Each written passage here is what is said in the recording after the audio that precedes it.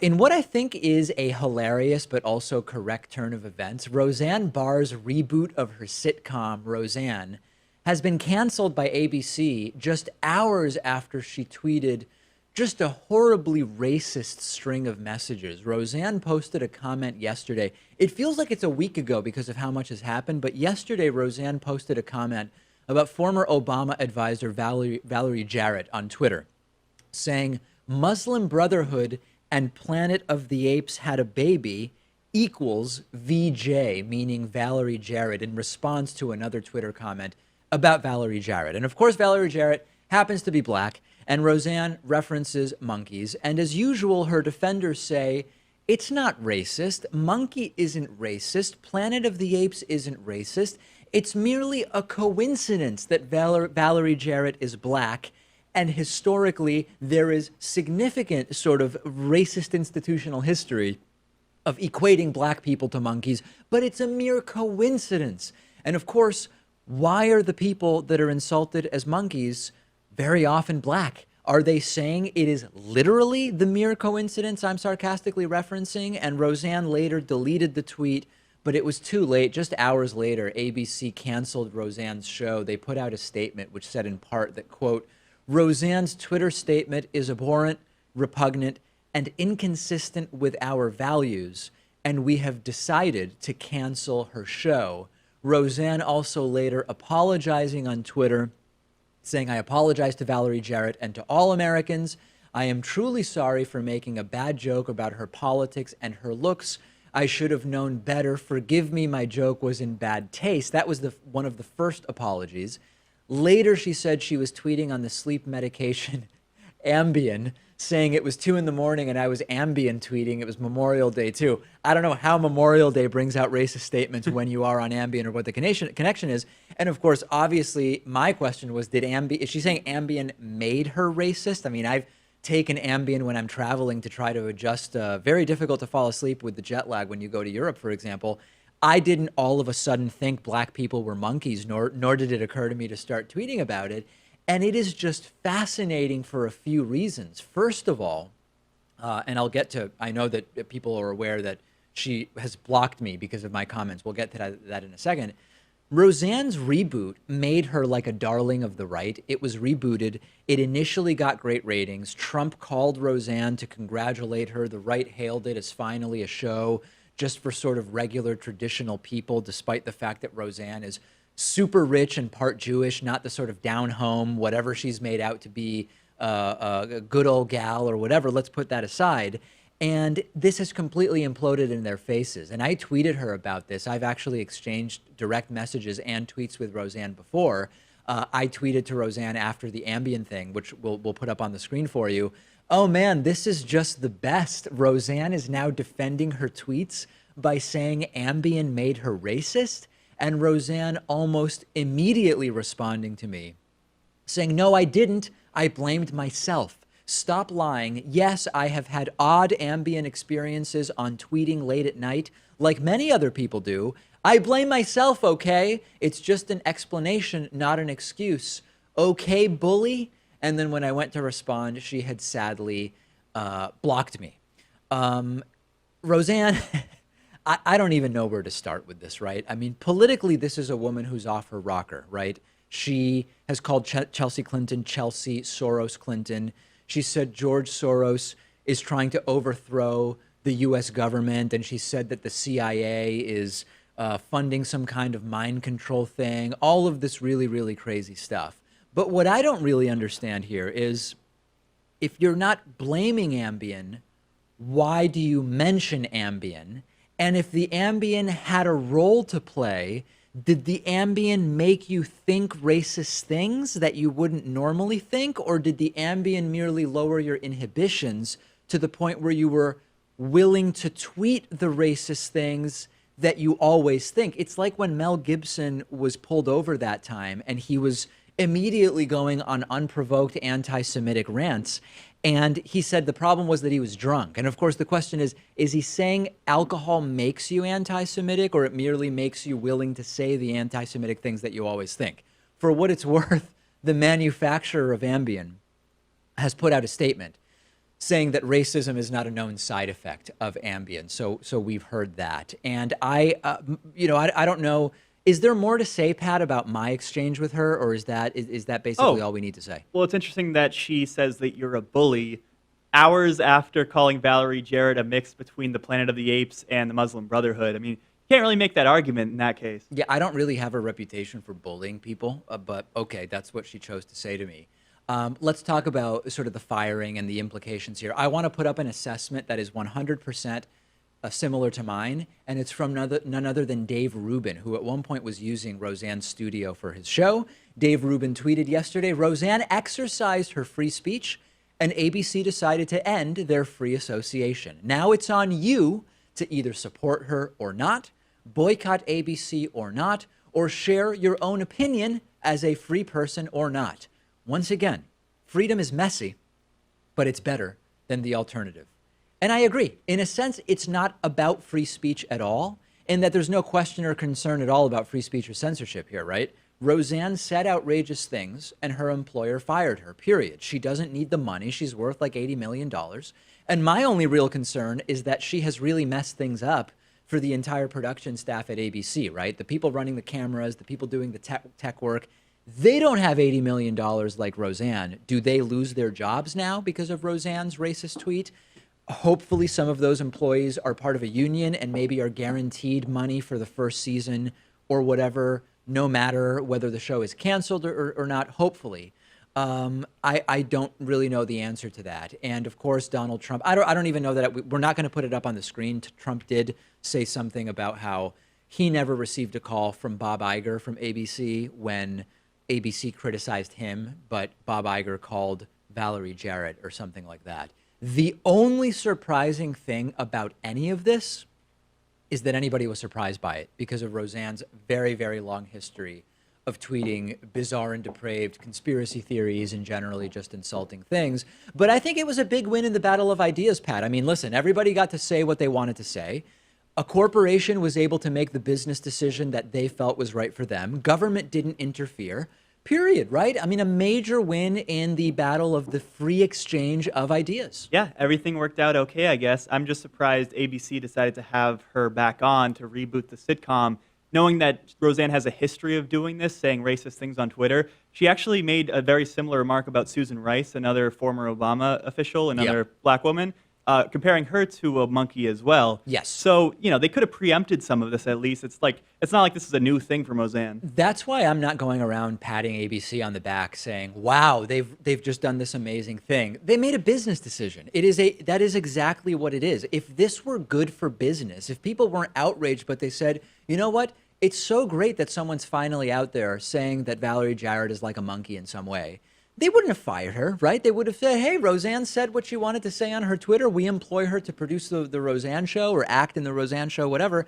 This is merely all about optics. And you're right, Pat, which is that this is not shocking. This is another one in a long history of these types of comments from Roseanne. So I think that the decision made by ABC was the right one, although they made it for business decisions, not for business reasons, not for moral or ethical reasons, and that's completely something that they can do.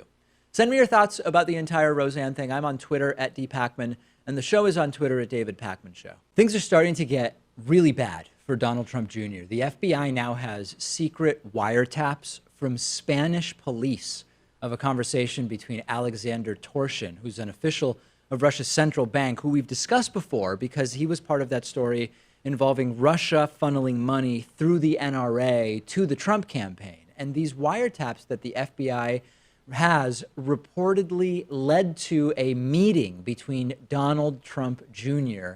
and Alexander Torshin. Oh, Lordy, there are tapes, at least some of them. And Jose Grinda, who's been investigating Spanish organized crime for a very long time, was asked about whether there's concern that Torshin had meetings with Donald Trump Jr., and Grinda said, quote, Mr. Trump's son should be concerned. And this is now starting to get beyond anything we could call innocent coincidences. The lead Russian guy who was revealed by the McClatchy investigation, which we interviewed Vivica Novak about, as being a primary player in the funneling of Russian funds to the Trump campaign through the NRA, which of course would be against the law, met with Donald Trump Jr., and there are wiretaps related to that meeting that Torshin had with Trump Jr. So let's go through it layer by layer.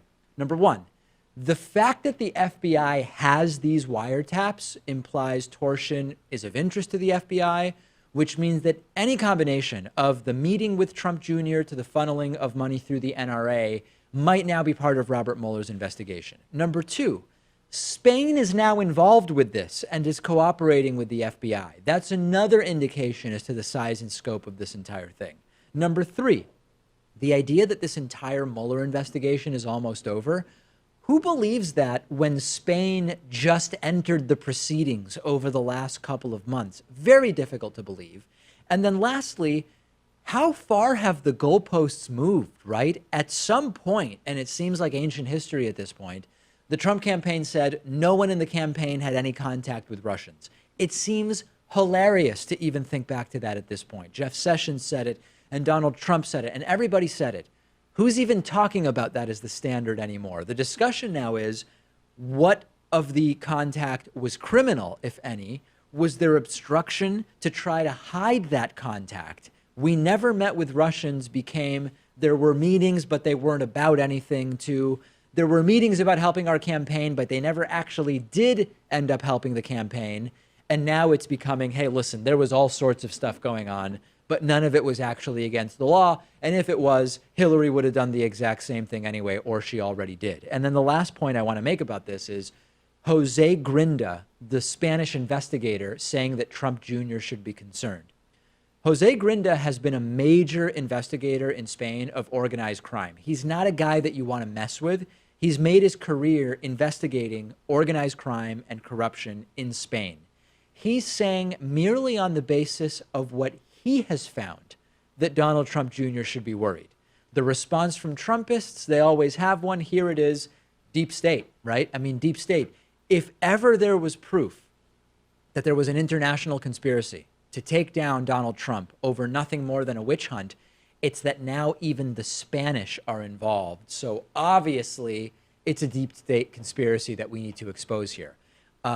Stunning that this is going on. And this isn't even the only story from the weekend like this. We also learned during our long weekend that days before his inauguration in January of 2017, Donald Trump's personal lawyer, well, days before Trump's inauguration, Trump's personal lawyer, Michael Cohen, met with another Russian at Trump Tower. So that's going to have to be a story for another day, maybe. But I think what's clear is that this was supposed to be over by last Thanksgiving, if you believe these people.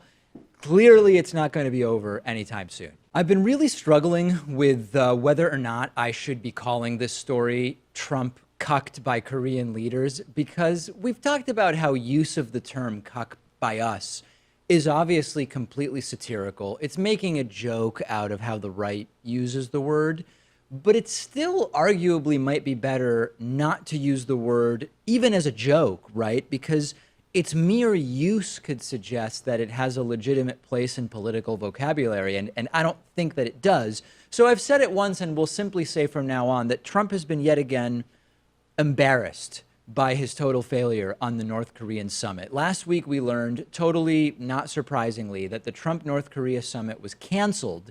And it was canceled as it was becoming more and more clear that it just wasn't going to go the way that Donald Trump wanted. And of course, any fool would have known that months ago. And then over the long weekend, we learned that it's possible that the summit might be back on.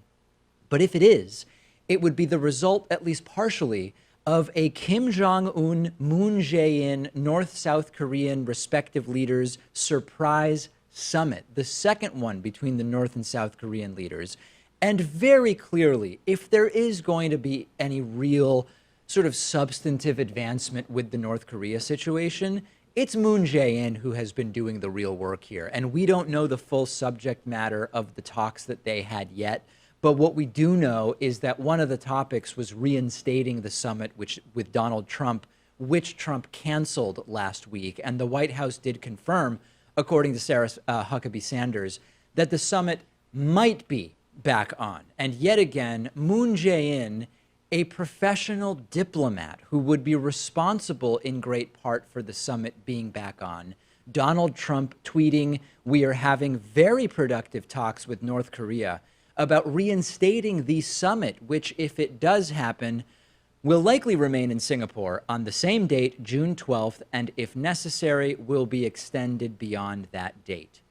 Do you think that Trump realizes that the dynamic is that he's the sort of childish buffoon who understands nothing and just digs this hole?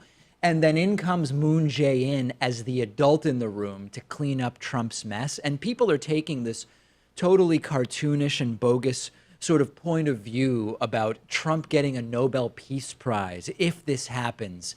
If this happens, it will be despite Trump, not because of him. And if anybody here would get a medal of any kind, wouldn't it obviously be the South Korean president, Moon Jae-in? I actually read online one of the funniest sort of post hoc rationalizations of why Trump really is the hero here. And the argument, you'll have to excuse that I'm not able to super eloquently summarize some of these Trumpist right arguments, but the argument as I understood it was Trump canceled the original summit specifically to allow for the second secret summit and Moon Jae-in coming in and sort of playing the good cop to then set Kim Jong-un up to go to the rescheduled summit with Trump more ready to negotiate or something like that. Like, it's a completely impossible to disprove hypothesis.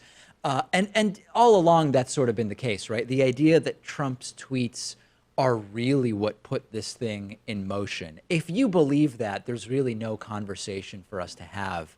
Watching Fox and Friends and tweeting is the real hard work of the North Korea summit, and Moon Jae-in is the guy who's the puppet or the placeholder. I mean, we're just not going to be able to have any really substantive conversations with people who believe that. But a very slight sort of reframing exposes this as Trump, the great negotiator, sitting at home, canceling the talks while Moon Jae-in actually gets things done. And I think that that's the most accurate point of view here. And this actually carries some risk. The entire exclusion of Trump, if indeed Trump is going to be excluded, and Moon Jae-in making progress with Kim Jong-un actually carries a lot of political risk because we know Trump, right?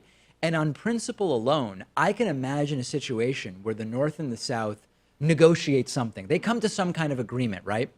And Trump says he's not going to support it. He's not going to be part of it. The United States is not going to be part of it because Trump wasn't part of the negotiation. And his ego and his narcissism would no doubt make it possible that he would do that. So I actually think that the best path forward is, we all know that Moon Jae-in is doing the work here. We all know that it will be American and South Korean career diplomats who are doing the work here.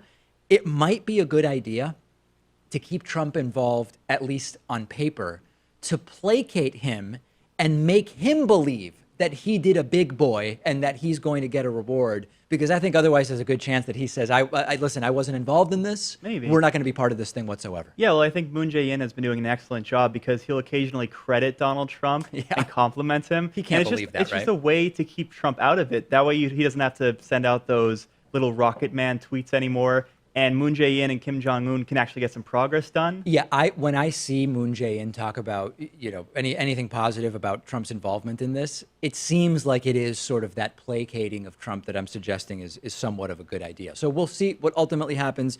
I guess maybe the summit is back on, possibly. We don't really know at this point, but maybe by tomorrow at this time we will. Fox News host Shepard Smith completely dismantled Donald Trump's Spygate lies yesterday. And this Friday on Audience Questions, we're going to cover what would it take for Fox News to turn on Donald Trump. And when we say that, we mean, aside from the occasional voices of reason of Shep Smith, less frequently Chris Wallace, and one time, was it just one time Neil Cavuto? Just one time. I think it was one time that Neil Cavuto said something that made sense.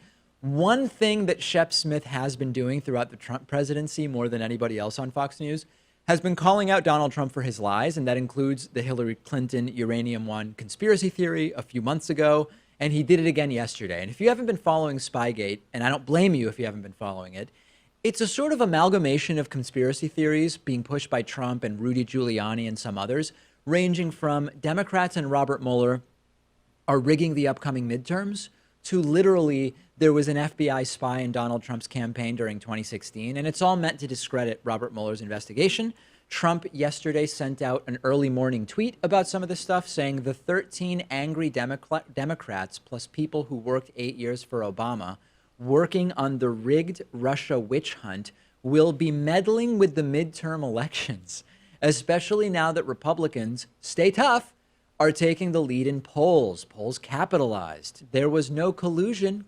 capitalized, except by the Democrats. This is not only ridiculous, but indicative of a completely expired relationship to the real world on the behalf of Donald Trump. Shep Smith dismantling the entire thing on Fox News, no less. Take a look. President Trump accusing the special counsel and his team of a whole new set of conspiracy theories. Unfounded, not based in fact or reason, with no evidence to support them. The president says, back up. The president says that Robert Mueller and his team are meddling in the midterms. There's nothing to support that claim, and neither the president nor the White House has offered anything to support that claim. Yet here's the tweet. Right. The 13 angry Democrats plus people who worked 8 years for Obama working on the rigged Russia witch hunt will be meddling with the midterm elections, especially now that Republicans, stay tough, are taking the lead in the polls. Good inflection. There was no collusion except by the Democrats. That was the tweet. The president claims the special counsel investigating Russia election interference and potential collusion with Team Trump will be meddling in our elections. There is nothing to indicate that's true. As for the rest of the tweet, documents show there are people who've registered as Democrats on the special counsel's team, but Robert Mueller is a Republican, and so is President Trump's Deputy Attorney General Rod Rosenstein, who appointed Mueller, an appointment many top Republicans praised. And the so-called rigged Russia witch hunt is not a witch hunt. It has resulted in charges against 4 former Trump associates. 3 pleaded guilty to lying to investigators about Russia. President Trump has also claimed the Fed spied on his campaign with an informant. The president calls it Spygate. Fox News can confirm it is not. Fox News knows of no evidence to support the president's claim that lawmakers from both parties say using an informant to investigate suspected ties to Russia is not spying. It's part of the normal investigative process. I truly don't know why Shep is on Fox News, and we've speculated that it's calculated by Fox so that when they get called out for their sweeping bias, they can say, well, look, we've got Shep Smith here. It's possible Shep Smith has something on the executives there. The late, great Alan Colmes, who, of course, passed away a couple years ago, is someone I got a chance to know sort of well when I was living in New York City, and he told me some interesting things about Shep Smith, which I've never discussed, but would not make me totally surprised that Shep Smith may actually have something on Fox executives there. Many possibilities, and I genuinely wonder whether having Shep on Fox News is a good thing overall, right? Because on the one hand, we could say, listen, Shep Smith on Fox is an attempt to pierce the hyper-partisan bubble that their viewers live in.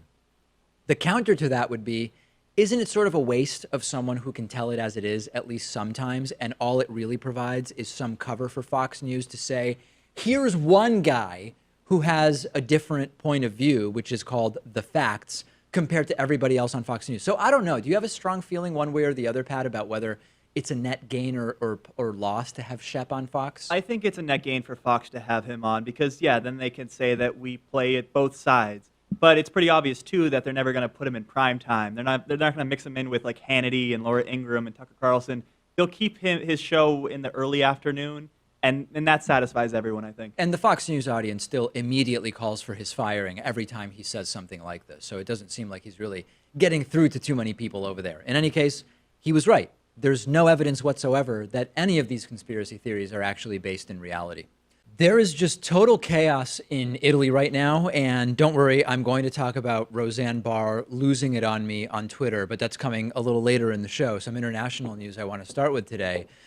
What's happening in Italy is having repercussions not only in all of Europe, but also in the United States. And if you've not been following what's taken place in Italy, Italy's bigger party, the Five Star Movement, as well as the very extreme far-right League Party, won more than half of the votes in the parliamentary elections that were held a couple months ago in March.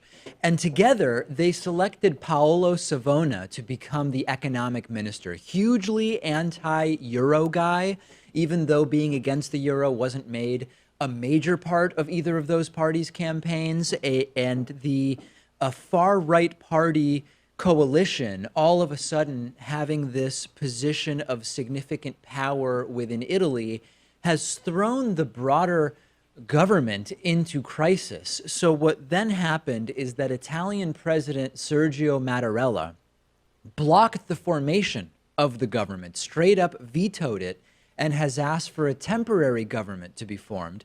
But both the Five Star Movement and League Party objected to the choice made by Mattarella, not surprisingly. And this is the equivalent of a sort of constitutional crisis that's taking place in Italy right now. The euro crashed on the news. Stocks yesterday in the US falling significantly, major market decline happening here. And the increased fears of political uncertainty could go so far as, even in the United States, to upend the Federal Reserve's plan for continued rate increases, which we won't go into detail about today, but I have spoken quite a bit about what those rate increases sort of mean, signify, and what the consequences of those rate increases can be.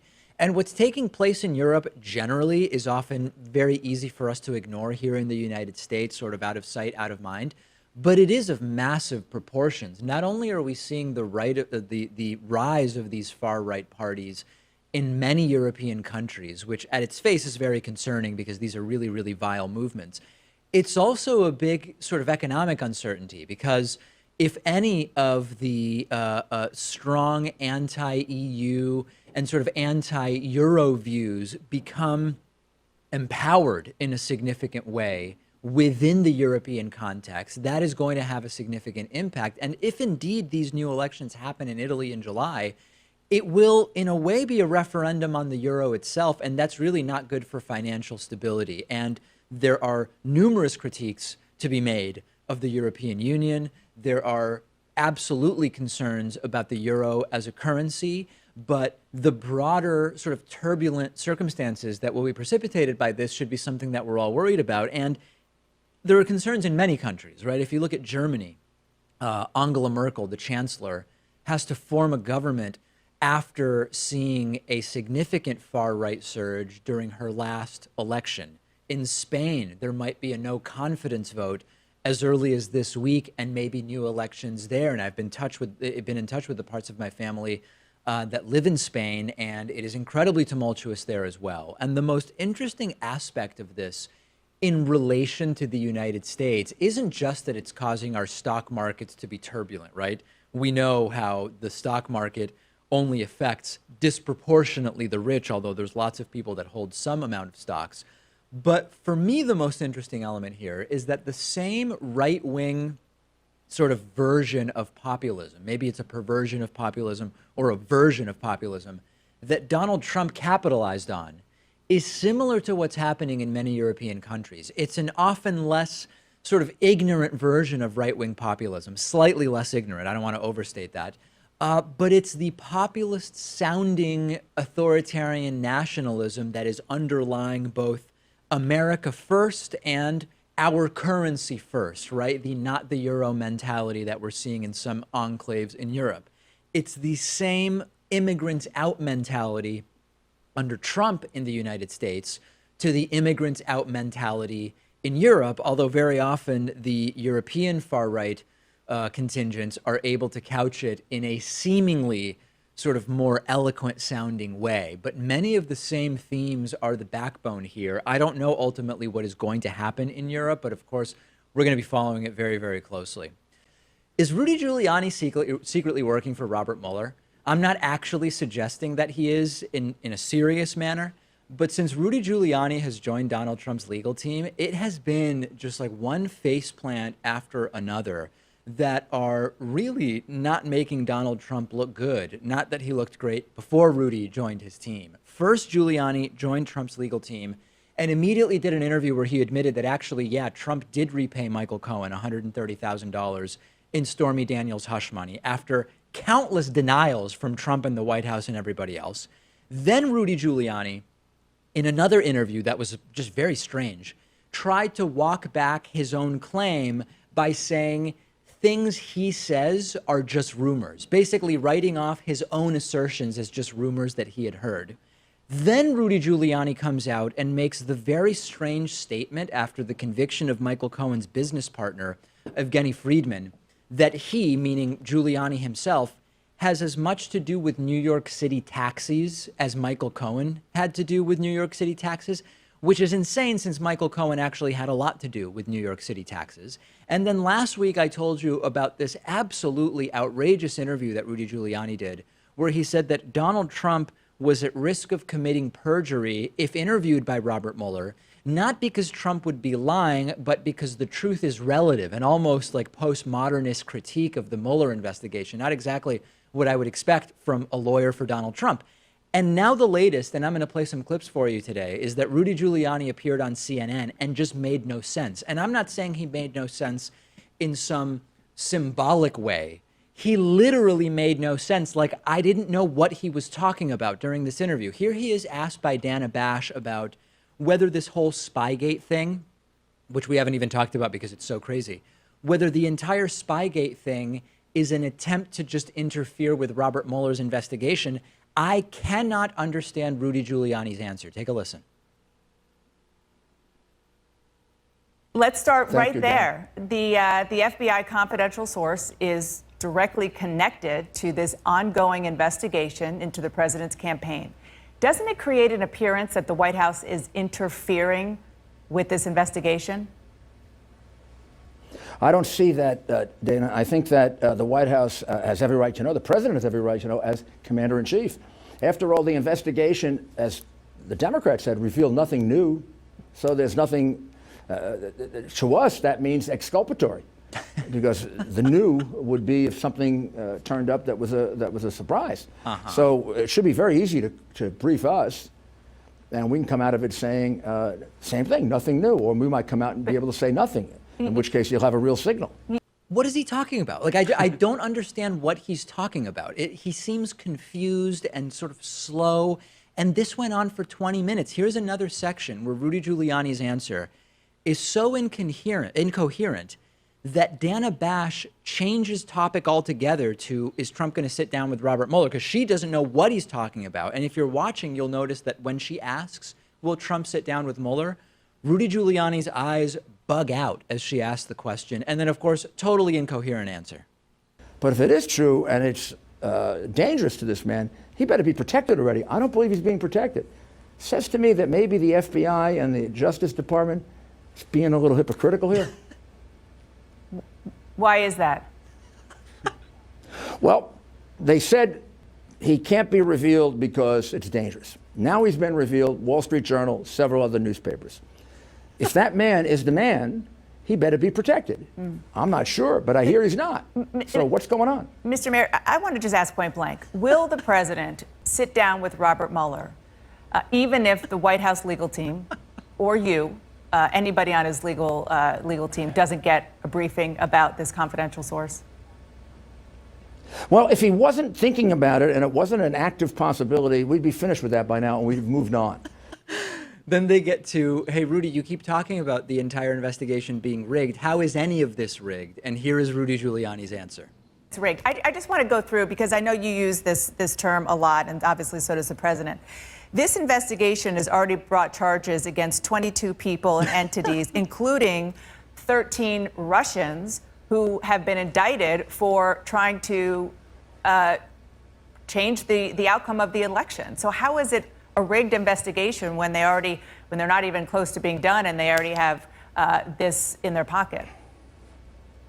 Well, because first of all, there are two different investigations, right? The counterintelligence investigation is now over for over a year, and they weren't disclosing it to anybody. Immediately, that raises questions in my mind. Why not? I think why not? Because it clears the president. Then you get the Comey thing, which is a leak of a confidential memo, which is illegal for an FBI official to do. Right. And that becomes the basis for appointing Mueller. I'm not saying Mueller. The problem is the leak. The problem is the leak. It's kind of sad, isn't it, Pat? Like, what the hell is Rudy Giuliani talking about here? And he was a very good prosecutor. He was involved in some interesting mob cases related to Donnie Brasco. He had a lot of policies as New York City mayor that I disagreed with, but he was sort of a normal mayor. He did some measurably good things in New York City. What is the guy talking about here? He also in this interview admitted that the Spygate thing was just a PR ploy. Right. I think, to quote Donald Trump from a couple of weeks ago, he just joined Trump's legal team. He needs to go back and read over his notes and think about, what the story is. Right. He has to get he it needs straight to at some point. inform himself before he can be doing interviews. And yeah, Pat's pointing out what the entire point of all of this Spygate stuff is, which is just try to discredit Mueller by pushing Spygate. The idea that there's like some kind of there was an organized spy in the Trump campaign being handled by the FBI or something along those lines. Giuliani's been a disaster for Trump since he was hired. And these are the behaviors of someone who knows that their client is in trouble, right? It's all a discredited witch hunt. Mueller can't be trusted. Trump can't talk to Mueller because the truth is relative. There could be a perjury trap, and Spygate makes the entire thing irrelevant, as opposed to let's all get together as adults and clear this up so that the president can get back to focusing on just being the president. And unfortunately, the problem is that as disastrous as Rudy Giuliani has been when it comes to the truth, Trump won the election by lying, and there's a lot that lying can achieve for a candidate like Trump with a cult of personality around him the way he has. So Rudy Giuliani can probably do a lot of good by going out and lying as well. Hopefully Mueller's not going to be distracted by it, but the PR war can be very positively impacted by having somebody like Rudy go out and just tell lies. Send me your thoughts if you understood this interview. I'm on Twitter at @DPakman, and the show is on Twitter at David Pakman Show. For a guy who said that Hillary Clinton couldn't be trusted with sensitive, secret, and classified information, Donald Trump is being really careless with classified information. And at a recent fundraiser, Trump bragged to donors in the room about a classified battle that took place in Syria. And this was, again, I want to restate that word, this was a classified event. The White House has avoided talking about it. It involves U.S. and Russian-connected troops or mercenaries in Syria. Last week, Donald Trump held a dinner fundraiser in Manhattan. It was $50,000 per person. And Trump said that he was just so impressed by the performance of the F-18 fighters. It was just amazing that they did 10 minutes of strikes and took out 100 to 300 Russians, which now we sort of have gotten a little more information. They may be Russian-Syrian connected mercenaries. It's unclear exactly what everybody's background is, but none of this had been previously reported. It's all classified, and all of a sudden, the transparency trolls come out of the woodwork and they say, hey, this is good. We want to know what our government is doing, and I agree with them, but by Trump's own standards, one of the primary disqualifiers for being president is being careless with classified information. Hillary Clinton supposedly was not a good candidate for president because she was careless with classified information. That's exactly what Donald Trump is doing here. And the sort of height of the comedy of errors that this is, White House Deputy Press Secretary Raj Shah was asked, hey, Trump spilled classified information at this fundraiser. Raj Shah said, I can't talk about that because the contents of it are classified, right? How brilliant is that? It is sitcom level stupid. We might call it Roseanne level stupid. Isn't anybody who voted for Trump scared that the guy with the nuclear codes is spilling classified information to Russians in the Oval Office, to a room full of donors? I would guess that he's spilling classified information to Sean Hannity during their nightly phone calls, during which Sean Hannity puts Trump to bed. And I actually got an email from a viewer saying, David, in a way, we should be glad that Trump is this dumb and incompetent, because sometimes having a little bit of a clue is dangerous. And if Trump had a little bit more knowledge, he might already have gotten us into something like George W. Bush's Iraq War, sort of the idea that total incompetence is better than slight incompetence with a clue and some really, really bad ideas. And George W. Bush came off as really dumb, but he had some ideas, horrible, hawkish, neoconservative ideas, and he acted on them. Trump likes to act super smart, but he truly knows nothing, and it just might keep him from doing even more horrible things. So I don't know what else to say about the specifics of this incident. Trump's talking about the deaths of 100 to 300 Russians. We're not at war with Russia. It's possible that these are mercenaries of Russian nationality who are just in Syria on their own. But even like the subject matter here, Pat, is incredibly disturbing. Massive military power killing 100 to 300 people in Syria. Well, the bottom line is that the president can declassify whatever he wants, right? That's what the Trumpists use as an excuse when he spilled secrets to the Russians in the Oval Office. Sure. But you'd like to think that it would be done for some greater purpose, right? Like the president has the American people's best interests at heart. No, Trump is just doing it for a punchline or to brag. I mean, there's no greater purpose there. Yeah, the people in the room had already paid the 50 grand, right? So did they really need to hear about the classified thing that the United States did? And actually, the one thing I will say is I'm not a hypocrite on the source of the leak versus the content of the leak. Trump was completely irresponsible in what he said. Now that he said it, we should look into what happened there, because 100 to 300 Russian serious mercenaries dying, with supposedly one American ending up wounded in what is a huge military offensive, given what we thought was going on in Syria. It's actually really disturbing in terms of what it is that Donald Trump is doing and what took place there. So now that the cat is out of the bag, we should look into it immediately.